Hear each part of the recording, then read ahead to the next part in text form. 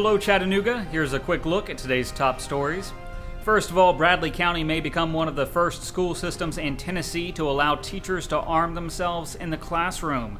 State legislation passed in response to the Newtown, Connecticut school shooting now allows some school employees to carry concealed weapons on campus.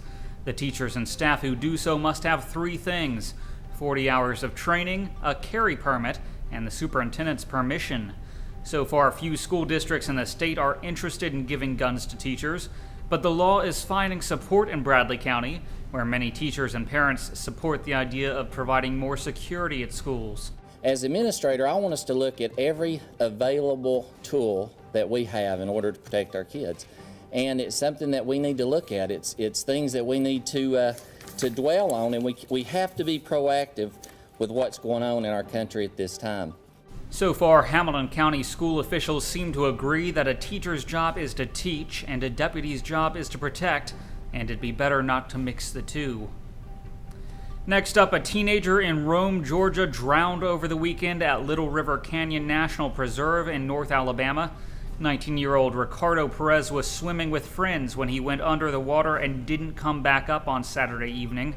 The drowning came a day after a 6-year-old boy was found face down in a pool at the McKee Employee Recreation Center in Collegedale.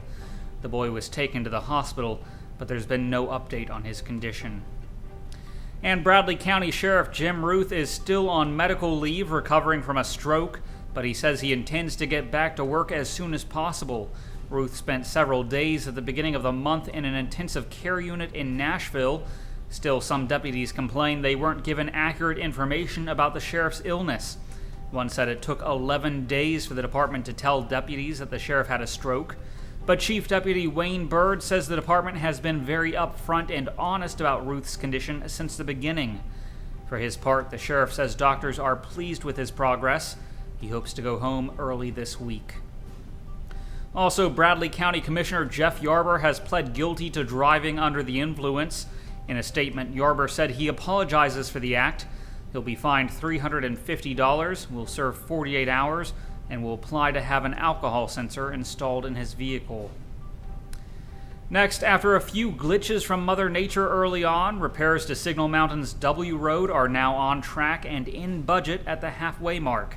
Take a look. This team is going full force to get the road open and get the repair made completely as fast as possible. The area pretty much now has been stabilized. The wall is coming to completion. The new wall that we're building is very structurally competent. There's reinforcing every 8 inches in the gravel. So it makes it such that the soil or the gravel behind the wall, it just cannot move at all. So we're totally confident that this road section in the area that we've worked will not fail again.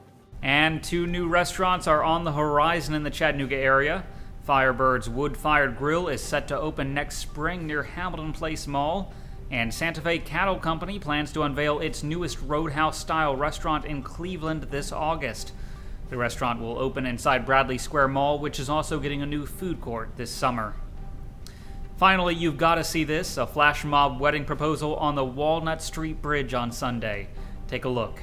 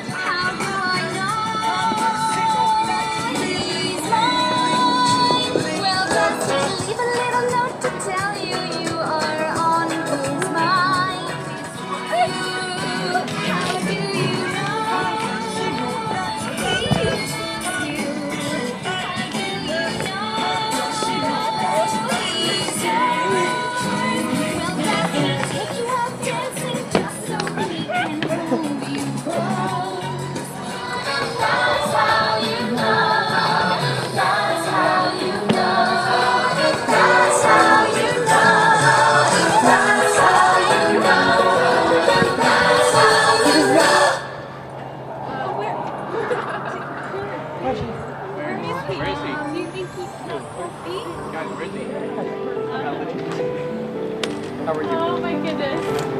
You know, when we first started hanging out, we would write our adventures down on funny paper. Well, I always felt that we should have more adventures together, and I'd like to spend my life having adventures with you. And I was hoping you could add another one to the list.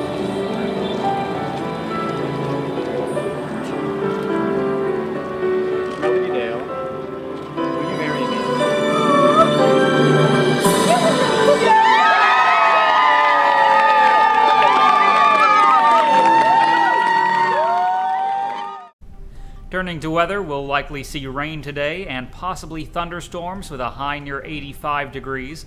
The low tonight will be around 68. I'm Harrison Keeley. For more on these stories and updates throughout the day, follow us on Facebook and visit timesfreepress.com.